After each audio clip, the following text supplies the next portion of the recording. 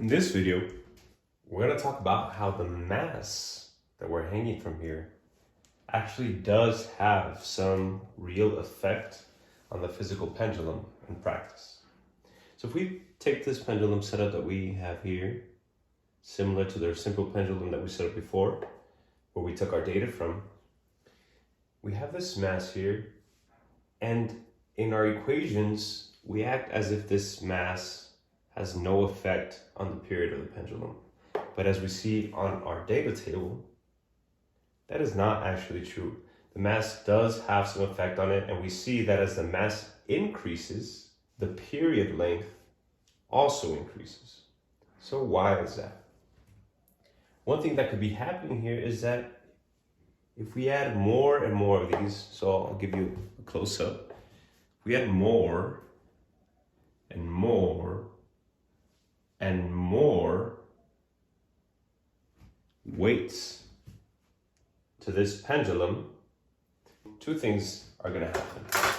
The first thing is that this string is not completely rigid. This string, whatever material it is, and it depends on the material, it's going to stretch a little bit. And the more weight that's suspended on this, the more mass that's suspended on this, the more it's going to stretch. It's going to bounce a little bit more if it has more mass on it. So that's the first thing that's going to affect our data. The second thing, and I think the more obvious thing, is that as we add more of these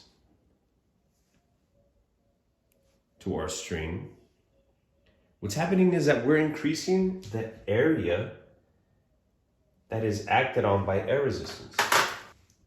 So as this swings back and forth, if there's more mass hanging from it, think about the wind that is hitting that mass, right? If it's hitting one of these, the air resistance is going to be there, but it's not going to be that great. But as we increase the number of masses that are hanging on from here, the area that the air is pushing up against is going up. So as we add more mass,